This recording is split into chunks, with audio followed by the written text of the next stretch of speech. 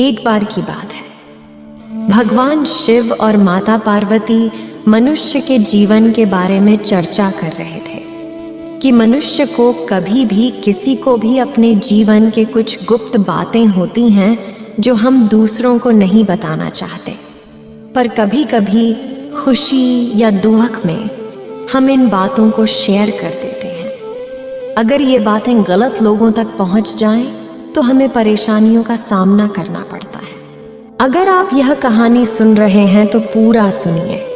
इस कथा को आधा अधूरा छोड़कर जाने की गलती मत करिएगा, क्योंकि इस पवित्र कथा को पूरा सुनने से मनचाहा फल की प्राप्ति होगी। इसलिए इस कथा को पूरा सुने। आप शिव भक्त हैं तो भोलेनाथ का अनादर ना करें। हमारी गुप्त बातें जब घर परिवार में फैल जाती हैं तो अशांति आती है। हम खुद ही बेवजह ये बातें दूसरों तक पहुंचा देते हैं जो हमें नहीं बतानी चाहिए। इससे घर में झगड़े और तनाव आता है और फिर हमको पछतावा होता है। तब मनुष्य सोचता है कि मैंने इसे क्यों किया, मुझे इसे किसी से शेयर नहीं करना चाहिए था। एक गलती के चलते आज घर में तनाव है, अशांति और समस्याएं बढ़ गई हैं। मेरा व्यवसाय भी प्रभावित हो गया है। सब इस गलती की वजह से है। अगर मैंने आज वह जानकारी किसी से साझा नहीं की होती तो शायद आज मैं अधिक शांति से अपने दिन को बिता रहा होता। यह सब मेरी गलती की वजह से हुआ है। फिर भी अब पश्चाताप करने से मुझे कोई फायदा नहीं होता है। तो हे प्रिय, आज हम आपको एक कहानी सुनाने जा रहा हूँ। इस कहानी से आपको वह सभी महत्वपूर्ण बातें समझ में आएंगी जो किसी को शायद किसी से साझा नहीं करनी चाहिए, और यह समझ आएगा कि कब चुप रहना बेहतर होता है। आज मैं आपको एक ऐसी कहानी सुनाने जा रहा हूँ जिसे आपको पूरी गहराई से और पूरी तरह से समझना होगा। हे प्रिय, कृपया इसे ध्यान से सुने और इसका अर्थ समझने की पूरी कोशिश करें। तो चलिए कहानी को प्रारंभ करते हैं। एक बड़े नगर में एक धनी सेठ अपना जीवन बिता रहे थे। उस सेठ का नाम विशेष तौर पर प्रसिद्ध था, क्योंकि वह अपनी कड़ी मेहनत और समर्थन से बहुत सारी संपत्ति इकट्ठा की थी। जो चीज़ उसे चाहिए होती वह उसे प्राप्त कर लेता था, क्योंकि उसकी मेहनत और लगन उसे हमेशा सफलता दिलाती थी। उस धनी सेठ की जिंदगी में कोई अधूरापन नहीं था। वह अपने सुंदर घर में अपनी प्रिय पत्नी और 2 प्यारे बच्चों के साथ खुशहाल जीवन बिता रहा था। सेठ का परिवार बहुत फला फूला हुआ और वह बहुत ही हंसी खुशी के साथ अपना जीवन व्यतीत कर रहे थे। सेठ बहुत मेहनत करता था। वह अपने काम को नई ऊंचाइयों तक पहुंचाना चाहता था, लेकिन वो जितनी मेहनत करता था उसके फलस्वरूप उसे उतनी आमदनी नहीं हो पाती थी, जिसका कारण उसकी पत्नी थी, क्योंकि वह अपनी पत्नी को अपना सब कुछ मानता था। उस सेठ ने कभी भी अपनी पत्नी से कुछ छुपाया नहीं। वह अक्सर अपने व्यापार के सभी विवरण अपनी पत्नी को साझा करता था, जैसे कि वह कितना पैसा कहाँ से कमाता है, कितना पैसा खर्च करता है इत्यादि। उसकी पत्नी बहुत मासूम और अच्छी थी, और वह कभी किसी के बारे में बुरा नहीं सोचती या कहती थी। उसका मन बहुत साफ था और वो कभी किसी से कुछ छुपाती भी नहीं थी।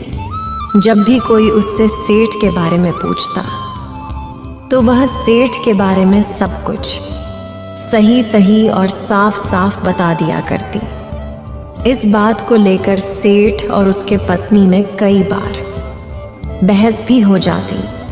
सेठ कई बार कहता कि मैंने तुम्हें कितनी बार मना किया, मैंने तुम्हें बहुत बार कहा है कि घर की बातें बाहर नहीं बतानी चाहिए, पर तुम अपनी आदत नहीं छोड़ती। मैं तुमसे बार बार कहता हूँ कि मेरी बातों को तुम्हें ही रखना है, दूसरों तक नहीं पहुँचाना, पर तुम मेरी बातें नहीं मानती। सेठ ने ये कहकर गुस्से में वहां से चले जाते हैं। उनकी पत्नी बहुत मासूम और अच्छी थी, और अच्छी वो अपने पति की किसी भी बात का बुरा नहीं मानती थी, जिस कारण उसे अपने पति की किसी भी बात का कोई बुरा नहीं लगता, ना ही उसे कोई असर पड़ता था। और धीरे धीरे ये बात हर जगह फैल चुकी थी कि सेठ की पत्नी बड़ी दयालु है, बड़ी भोली है। उसे जो कोई भी सेठ के बारे में पूछता है, उसे वो सारी बातें खुशी खुशी बता देती है। एक दिन सेठ के एक दोस्त ने उससे पूछा कि वह 3 दिनों में इतना धन कैसे कमा लेता है, जबकि वह दोस्त सेठ के साथ ही रहकर अपने सामान को भी नहीं बेच पा रहा। वह चाहता था कि सेठ उसके साथ अपनी सफलता का राज साझा करे, लेकिन सेठ ने उसकी बात को इनकार कर दिया, उसके से कोई भी बात नहीं बताई। तभी सेठ के मित्र को किसी ने बताया कि तुम्हें जो भी राज सेठ के बारे में जाने तो उनकी पत्नी से जाकर पूछ सकते हो, वह तुम्हें सब कुछ खुशी खुशी बता देंगे। सेठ के मित्र ने ठीक वैसा ही किया। वह उनकी पत्नी के पास गया और उनसे कहने लगा, वह सेठ का मित्र, वह आदमी हर समय यही सोचता रहता था कि कैसे उसे सेठ का व्यापारिक राज पता चले। एक दिन जब सेठ घर से बाहर गया तो वह आदमी इस मौके का फायदा उठाया और सेठ के घर पहुंच गया। वह सेठ की पत्नी से उनके व्यापार के बारे में जानकारी लेने लगा, जैसे कि सेठ कैसे अपने माल को बेचते हैं और उसे सफलता कैसे मिले। वह आदमी बहुत ही उत्सुक था, क्योंकि वह खुद समझ नहीं पा रहा था कि सेठ का रहस्य क्या है।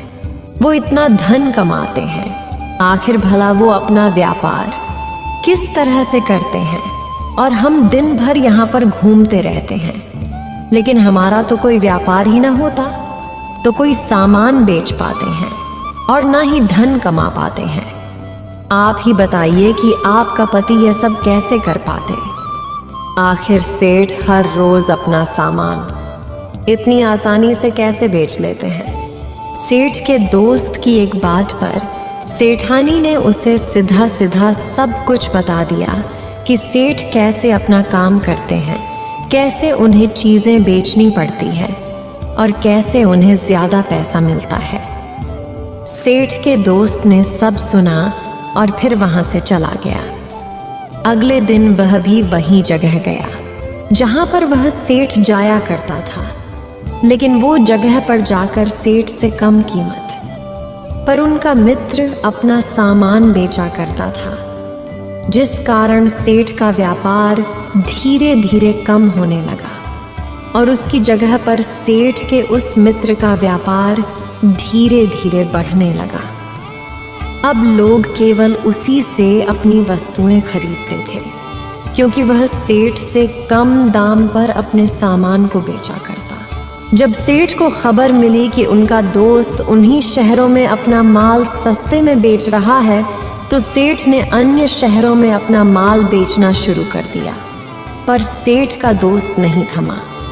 वह सेठानी के पास चला जाता, सेठ के प्लान के बारे में जानकारी लेता और फिर उन्हीं शहरों में जाता जहां सेठ अपना सामान बेच रहा था, जिन नगरों में सेठ अब जाने लगा था।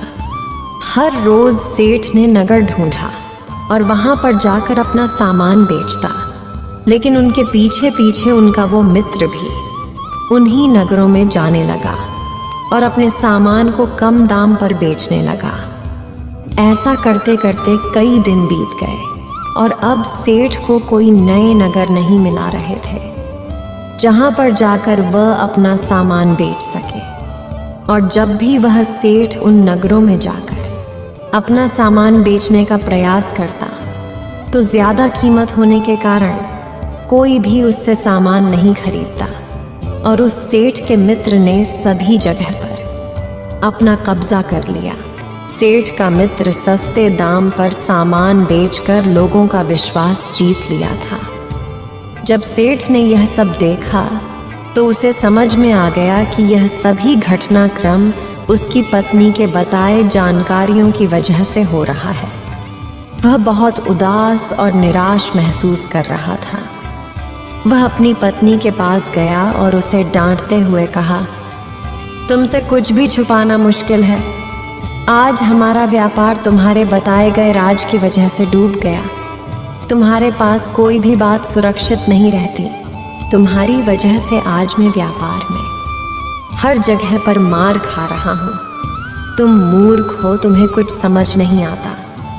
मैंने तुम्हें कई बार समझाया। मैंने तुम्हें कितनी बार कहा था कि घर की बातें कभी किसी को नहीं बतानी चाहिए। लेकिन देखो आज तुम्हारे कारण क्या हो गया। और यदि तुम्हारी यही आदत रही तो वह दिन भी दूर नहीं जब हम गरीब हो जाएंगे और हमारे पास कुछ भी नहीं होगा। सेठ की पत्नी उससे कहती है, तुम मुझ पर क्यों चिल्ला रहे हो? मैंने कुछ गलत तो नहीं किया। अगर तुम काम में सफल नहीं हो रहे हो तो मेरी क्या गलती? अगर तुम्हें लगता है कि तुम हमें खिला नहीं सकते तो ठीक है, हम खुद ही मेहनत कर लेंगे और खुद ही कमा और खा लेंगे। हमें आपकी कोई ज़रूरत नहीं। यह बात सुनकर सेठ अत्यधिक क्रोधित हो उठा और क्रोध के कारण वह वहां से चला गया। वह वहां से निकलकर अपने एक मित्र के पास पहुंचा और उसे अपने मन की सारी बातें दी। कैसे उसके पति ने उसका व्यापार पूरी तरह से चौपट कर दिया। वह आदमी अपने व्यापार के रहस्य सबको बता दिया और उसका एक दोस्त ने उसका व्यापार छीन लिया। जब उस आदमी ने अपने दोस्त से मदद मांगी तो वह दोस्त सोच रहा था कि उस आदमी को पता था कि उसकी पत्नी किसी से भी कुछ छुपा नहीं सकती, तो उसने अपनी पत्नी से ही व्यापार के बारे में क्यों बताया। और अब देखो उसका व्यापार छीन गया और वह रो रहा है। लेकिन अब क्या फायदा। लेकिन ऊपर से वह सेठ का मित्र उसे झूठा दिलासा देते हुए कहता है, कोई बात नहीं मित्र, आज अगर हार हुई है तो कल जीत भी होगी। आज यदि तुमने व्यापार में मार खाई है तो कल एक बार फिर से तुम अपने व्यापार को फिर खड़ा कर पाओगे। हिम्मत ना हारें तुम, एक बार फिर से अपने आप को साबित करो। सेठ का दोस्त उस पर चुपचाप हंस रहा था और वह खुश भी था। सेठ अब अपने घर वापस चला गया, लेकिन हर दिन वह अपनी पत्नी से झगड़ता और घर में तनाव रहता। इससे घर में रोज लड़ाई होती थी। धीरे धीरे सभी लोगों को इसका पता चल गया और वह सेठ जिसे पहले सभी इज्जत और सम्मान दिया करते थे, उसकी अब उस सम्मान की जगह नहीं रही। आज वही लोग सेठ पर हंस रहे थे, सेठ का अनादर कर रहे थे। आज वही लोग उसे का मजाक बना रहे थे, उस पर हंस रहे थे। देखते ही देखते ऐसे ही कई दिन बीत गए। अब सेठ के पास जो धन था अब वो भी खत्म हो चुका था। सेठ के पास अपने जीवन चलाने के कुछ भी पैसे नहीं बचे हुए थे। सेठ यहाँ वहाँ भटकने लगा, मदद मांगने लगा, लेकिन आज उसकी कोई मदद करने के लिए भी तैयार नहीं था। उसकी खराब आर्थिक स्थिति देखकर हर कोई पीछे हट जाता और ये देखकर सेठ रो पड़ता। वह उनके सामने हाथ जोड़ता विनती करता, गिड़गिड़ाता, लेकिन कोई भी उसकी मदद करने के लिए तैयार नहीं हो रहा था। दर दर की ठोकरें खाने के बाद वह सेठ घर वापस लौट रहा था, लेकिन उसे कुछ भी समझ नहीं आ रहा था कि वो क्या करे। वह सेठ चाहता था कि वह अपनी आर्थिक स्थिति को बेहतर कैसे बना सके और अपने परिवार को अच्छी जिंदगी कैसे दे सके। वह बहुत परेशान और उदास था।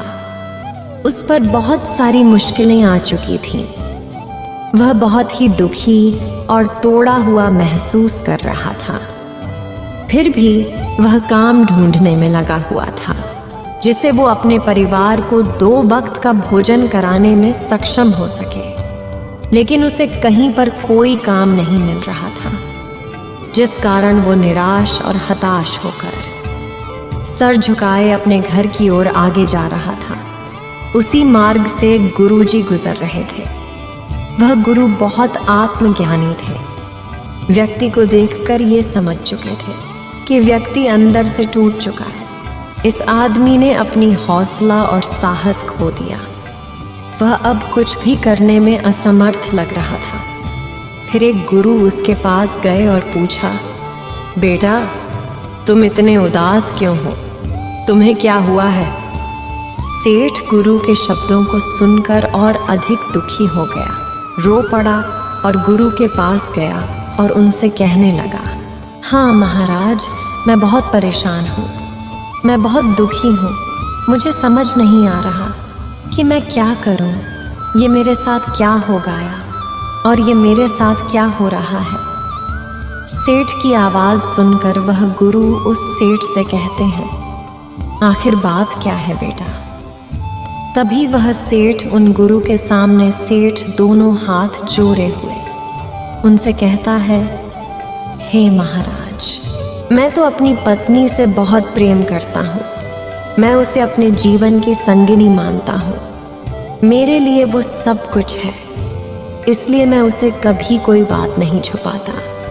मैं उसे अपने जीवन की सारी बातें बेझिझक बता देता हूँ और उसे मेरे बारे में हर एक बात पता भी होनी चाहिए, लेकिन वह सारी बातें पचा नहीं पाती। गुरु ने सुनकर कहा, बेटा, हर जीवन में उतार चढ़ाव आते हैं। तुम्हें अपनी भूलों से सीखना है और आगे बढ़ना है। अगर तुमने अपने घर की बातें बाहर बता दी थीं, तो अब समय है सीखने का और अपनी गलतियों को सुधारने का। जीवन में हमें अपने आप को बेहतर बनाने के लिए हर मौके का इस्तेमाल करना चाहिए। बेटा, इसमें तुम्हारे पत्नी का कोई दोष नहीं, दोष तुम्हारा है और इसकी वजह तुम खुद ही हो। जब तुम ये बात अच्छी तरह से जानते थे कि तुम्हारी पत्नी कोई भी बात पचा नहीं पाती और वो दूसरों को सारी बातें बेझिझक बता देती हैं, तो तुम्हें से कोई भी बात नहीं बतानी चाहिए थी जिससे तुम्हारा बुरा हो। ऐसी बातों को हमेशा अपने तक ही रखना चाहिए, फिर चाहे वो तुम्हारी जीवन संगिनी हो या फिर तुम्हारा कोई सगा संबंधी या फिर तुम्हारा कोई सबसे अच्छा मित्र। यदि तुम अपने जीवन में एक बार फिर सफलता पाना चाहते हो, तो आगे चलकर ऐसी गलती दोबारा न करना। इसलिए आज जो 7 बातें मैं तुम्हें बताने जा रहा हूँ, इसे गौर से सुनना और इसे अपने जीवन में उतारने का प्रयास करना। यदि तुमने ये गलतियाँ फिर दोहराई, तो शायद फिर से तुम एक बार इसी तरह सड़क पर आ जाओगे। और यदि तुमने इन 7 बातों को अपने जीवन में उतार लिया, तो इसके बाद में दुख छू भी नहीं पाएंगे। गुरु ने सेठ को सलाह दी कि आप अपनी मुसीबतें और समस्याएं किसी को भी नहीं बतानी चाहिए, चाहे वह आपका बहुत करीबी हो या परिवार का सदस्य हो। इससे आप खुद को और अपने परिवार को किसी भी प्रकार की परेशानी से बचा सकते हैं, क्योंकि जब भी तुम किसी को अपनी मजबूरी बताते हो, तो उन्हें तुम्हारी मजबूरी से कुछ लेना देना नहीं होता। वह तो केवल अपना मतलब ढूंढते हैं और उसमें अपना फ़ायदा निकालने का प्रयास करते। वह तुम्हारी मजबूरी का फ़ायदा ज़रूर उठाएंगे और तुम्हें नीचा दिखाने का प्रयास करेगा। हम आस-पास के लोगों को अपना समझते हैं, जिस कारण उन्हें अपने घर की बातें, अपनी मजबूरियां बता देते हैं, ताकि वह हमारी सहायता कर सके, हमारी मदद कर सके। लेकिन जिसे भी हम ये सारी बातें बताते हैं, उन्हें इनसे कोई मतलब नहीं होता। उन्हें तो मतलब होता है कि उस बात में उनका क्या फ़ायदा है, उस बात से उन्हें क्या लाभ होने वाला है। इसलिए वो आपकी बातें बहुत ध्यानपूर्वक सुनते और समझते हैं कि किस तरह से वो आपकी मजबूरी का फ़ायदा उठा सकते हैं। और जो लोग हमारे बहुत करीब होते हैं, जिन पर हम अधिक विश्वास करते हैं, वही हमारी मजबूरी का फ़ायदा भी उठाते हैं। गुरु ने सेठ को यह सलाह दी कि आपकी आर्थिक स्थिति जैसी भी हो, आप उसे दूसरों के सामने नहीं लाने चाहिए। आप जितना कमा पाते हैं और जितना खाने को होता है वह सिर्फ आप और आपके परिवार को पता होना चाहिए। अपनी पिछली गलतियों और आने वाले समय की योजनाओं को भी दूसरों से छिपा कर रखना चाहिए। अतीत में तुमने क्या किया, क्यों किया और कैसे किया, ये बातें कभी किसी को नहीं पता चलनी चाहिए। यदि या किसी को पता चले तो हो सकता है कि वह तुम्हारा सबसे बड़ा मित्र, तुम्हारा ही सबसे बड़ा शत्रु बन जाए और वह तुम्हारी उस कमजोरी का फायदा उठाने लगे, जिससे तुम्हारे लिए एक और शत्रु बढ़ जाएगा और तुम्हें अपने जीवन में आने वाली और भी कठिन परिस्थिति का सामना करना पड़ेगा। लेकिन हम जाने अनजाने अपने वो सारे राज अपने मित्रों के सामने, अपने सगे संबंधी के सामने खोल देते और आप अपने अंधेरे पक्ष को खुद दुनिया के सामने रख देते, जिससे भविष्य में वह को उसी नजरों से देखते हैं जो नजर आपने उन्हें दी है।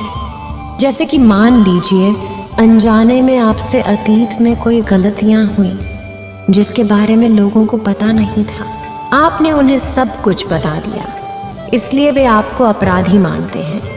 अगर आपने अपनी गलती उन्हें न बताई होती तो उन्हें कभी पता नहीं चलता। जब मौका मिलेगा वे आपकी कमजोरी का फायदा लेंगे और आपको नीचा दिखाने की कोशिश करेंगे, और ऐसे लोग आपको कभी भी ऊंचा उठाने का मौका तक नहीं देंगे। और ये भी हो सकता है कि आपके बने बनाए काम को भी बिगाड़ दें। इसलिए हमें कभी भी अपनी अतीत की गलतियों को किसी के साथ साझा नहीं करना चाहिए।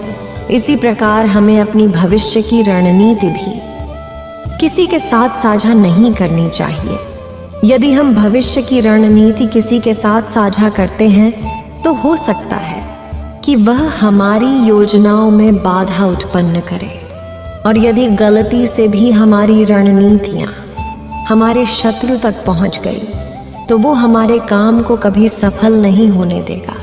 आपकी भविष्य की योजना किसी से भी साझा नहीं करनी चाहिए, चाहे वो आपका सबसे अच्छा मित्र हो, सगे संबंधी हो या परिवार का सदस्य हो।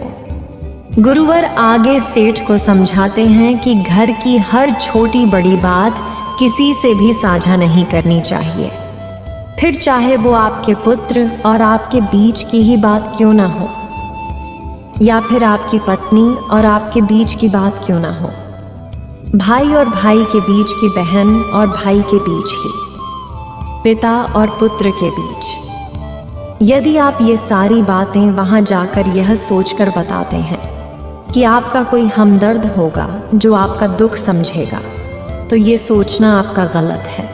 यदि आप ये सारी बातें बाहर किसी को भी बताते हैं तो इससे आप बाहर वालों को अपने घर में आने का मौका देते हैं। आप तो ये सोच रहे होंगे कि यदि हम अपनी ये बातें अपने किसी खास मित्र से या किसी ऐसे इंसान से बताते हैं तो वो हमें सही राय देगा, हमें सही मार्ग दिखाएगा, इस झगड़े को सुलझाने का सही उपाय बताएगा। लेकिन वह इस झगड़े को सुलझाना नहीं चाहते, बल्कि इस झगड़े को और बढ़ा देते हैं। आप तो उसे अपना खास समझकर उसे यह बातें कहेंगे, लेकिन वह तो इस बात को न जाने कितने लोगों से कहेगा, और ये बात धीरे धीरे आग की तरह फैल जाएगी। और जब हर कोई आपके परिवार के बारे में इस तरह से बातें कर रहा होगा तो पूरे गांव ने, पूरे नगर में आपकी जो मान प्रतिष्ठा है, जो सम्मान है, वह खत्म हो जाएगा, और फिर आप चाहकर भी उस समाज में ऊपर नहीं उठ पाएंगे, क्योंकि लोग आपको ये कहकर नीचा दिखाने लगेंगे कि पहले अपना घर तो संभल लो। हमारे परिवार में जो भी विवाद हो उसे हमें साथ मिलकर हल कर लेना चाहिए। परिवार ताकतवर होता है और यदि साथ हो तो किसी भी मुद्दे को हल किया जा सकता है, लेकिन यदि परिवार विखंडित हो जाए तो इसे पुनः संगठित होने में समय लगता है, सब कुछ नष्ट हो जाता है। इससे दूसरे लोग को आपके परिवार के झगड़े के बारे में हमें कभी नहीं बताना चाहिए, इससे आपको ही नुकसान होगा। लोग तो केवल तमाशा देखेंगे और इस तमाशे का फायदा उठाएंगे। आगे गुरु उसे को चौथी बात बताते हुए कहते कि तुम कितना कमाते हो, इसके बारे में कभी किसी को नहीं बताना चाहिए। अपनी कमाई और उसका स्रोत किसी से भी साझा नहीं करना चाहिए। अगर आप ये सभी जानकारी किसी के साथ साझा कर देते हैं तो वह आपके काम में रुकावट पैदा कर सकता है और आपकी कमाई का स्रोत ही समाप्त कर सकता है। जिस प्रकार तुम्हारे मित्र ने तुम्हारे साथ किया, जहां जहां तुम अपना सामान बेच जाया करते थे, ठीक वहां वो भी पहुंचने लगा और वो तुमसे कम कीमत पर अपना सामान बेचने लगा, जिस कारण तुम्हारा व्यापार चौपट हो गया और तुम दर दर भटकने लगे, दर दर काम मांगने लगे। परंतु किसी को यह बता देते हो कि तुम कितना कमाते हो तो लोग तुमसे मदद मांगने लगेंगे। तुमसे पैसों की मदद चाहिए और यदि तुम उनकी मदद नहीं करोगे तब भी उन्हें बुरा लगेगा, तभी वो तुम्हें कोसेंगे। और हो सकता है कि तो उनकी मदद कर दो, लेकिन जब तुम्हारे पर बुरा वक्त आएगा तो यह ज़रूरी नहीं कि वो भी तुम्हारी मदद अवश्य करें, जैसा कि आज तुम्हारे साथ हो रहा है। जब तुम आर्थिक किसी से मजबूत थे तब तुम लोगों की मदद किया करते थे, लेकिन आज तुम्हारी मदद के लिए कोई तैयार नहीं है, कोई तुम्हारा साथ देने के लिए तैयार नहीं। इसलिए कभी भी तुम कितना कमाते हो, कैसे कमाते हो और कहाँ से कमाते हैं, इसके बारे में कभी किसी को नहीं बताना चाहिए। आगे वह गुरुवर उस सेठ को पांचवी बात बताते हुए कहते हैं कि कभी भी अपनी कमजोरी या ताकत किसी को मत बताना। अधिकांश लोगों को तो ये तक नहीं पता होता कि उनकी कमजोरी क्या है और ताकत क्या है, लेकिन जिनसे पता होता है वो सचमुच बुद्धिमान होते हैं। कि तुम अपनी कमजोरी किसी को बताते हो तो वे लोग तुम्हारा फायदा उठाएंगे और इस कमजोरी की आड़ में वो तुमसे कोई ऐसा काम जरूर करवा लेंगे जिससे उनका तो लाभ होगा लेकिन तुम्हें नुकसान ही होगा। और यदि तुम अपनी ताकत के बारे में जानते हो और उसके बारे में किसी को बता देते हो तो वह तुम्हारी ताकत का काट ढूंढेगा और इस ताकत को कमजोर बना देगा, और एक दिन यही ताकत तुम्हारी कमजोरी बन जाएगी और वो उसका फायदा उठाएगा। अपनी कमजोरी और ताकत को किसी से साझा नहीं करना चाहिए, चाहे वो आपकी पत्नी, संबंधी, मित्र या शत्रु हो। इन जानकारियों को हमें अपने आप में समेटे रखना चाहिए। फिर वह गुरुवर सेठ को अगली उपदेश देते हैं अपने खास मित्र या फिर खास शत्रु के बारे में कभी किसी को नहीं बताना चाहिए, क्योंकि जब हमने मित्र के बारे में किसी को बताते हैं तो हो सकता है कि सामने वाला हमारे मित्र को खत्म करवा दे, या फिर हो सकता है कि वो हमारे मित्र के साथ मिलकर ही हमें धोखा दे दे और हमारे ही मित्र को हमारा शत्रु बना दे। दूसरी बात, हमें अपने शत्रु के बारे में भी कभी किसी को नहीं बताना चाहिए, क्योंकि जो हमारा मित्र है अगर वो कल को हमारा शत्रु हो गया तो वो हमारे शत्रु से जा मिलेगा और उस वक्त वह अधिक बलवान हो जाएगा और फिर वो दोनों मिलकर आपको परास्त कर सकते हैं, आपको नुकसान पहुंचा सकते हैं। और कहा जाता है ना कि ये जानवर तो केवल आपके शरीर पर वार करता है, लेकिन एक मित्र जो आपका शत्रु बन गया है वो आपके मस्तिष्क पर वार करता है, आपकी सोच पर वार करता है, आपके विचारों पर वार करता है। पर जब वो वार करता है तो वो इतना गहरा होता है कि आप कुछ भी करने लायक नहीं बचते, आपको कुछ भी समझ नहीं आता। इसलिए कभी भी अपने कई मित्र या फिर शत्रु के बारे में कभी किसी को नहीं बताना चाहिए। आगे वह गुरुवर उस सेठ सातवीं बात बताते हुए कहते हैं कि कभी भी किया हुआ दान भूल जाना चाहिए। जब आप किसी को दान देते हैं तो उसे दूसरों को दिखाने या बताने की ज़रूरत नहीं है। कहा जाता है कि दान की असली भावना तब समझी जाती है जब आप उसे गुप्त रूप से करते हैं। अगर आप अपने दान को प्रदर्शित करते हैं तो उसका असली महत्व खो जाता है और आपको उसके पूरे लाभ नहीं मिलते। इसलिए दान गुप्त रूप से करना चाहिए, आपको उसका उतना ही फल प्राप्त होगा। इसलिए दान आपने कहाँ किया, क्यों किया, कितना किया, ये कभी भी किसी को न बताएं। आगे वो गुरुवर उस सेठ से कहते हैं, ये 7 बातें जो मैंने तुम्हें बताई, इसमें संसार का पूरा रहस्य छिपा हुआ है। इन बातों को यदि तुमने अनुसरण कर लिया, यदि इसे अपने जीवन में उतार लिया, तो तुम्हारे घर में हमेशा सुख शांति बनी रहेगी और ना तो तुम्हें कभी कोई धोखा दे पाएगा और ना ही तुम कभी वापस इस स्थिति में लौट पाओगे। सेठ जी को गुरु के उपदेशों का महत्व समझ में आ गया था। वह उन उपदेशों को अपने जीवन में पूरे दिल से अपनाया। जब उसने इन निर्देशों का पालन किया तो उसका व्यवसाय और भी अधिक तरक्की करने लगा। उसकी सफलता की कुंजी थी उसकी संजीवनी रणनीतियाँ और गोपनीयता। उसने समझा कि जीवन में सफलता पाने के लिए केवल मेहनत ही काफ़ी नहीं है, समझदारी और सतर्कता भी ज़रूरी है। उसकी इस बुद्धिमत्ता और समझदारी की वजह से अब उसे किसी से डरने की ज़रूरत नहीं पड़ी और वह अपनी ज़िंदगी में संघर्ष और समस्याओं से बचने में सफल रहा, जिस कारण वो पहले से भी ज़्यादा धनी हो चुका था और उसके कारोबार के बारे में किसी को कानों कान खबर तक नहीं थी। वो कितना कमाता था, वह धन कहाँ से अर्जित करता था, कहाँ अपना सामान बेचता था, इसके बारे में किसी को कभी कुछ पता ही नहीं चल पाया। इसलिए प्रिय पार्वती, मनुष्य को कभी भी अपनी व्यापार की बातें किसी को नहीं बतानी चाहिए। इस वीडियो को बोलते समय कोई त्रुटि हो तो मैं क्षमा चाहती हूँ। उम्मीद है आप सभी को ये वीडियो अच्छी लगी होगी। अगर आप शिव के सच्चे भक्त हैं तो चैनल को सब्सक्राइब और वीडियो को लाइक करके कमेंट में हर हर महादेव लिख दीजिए।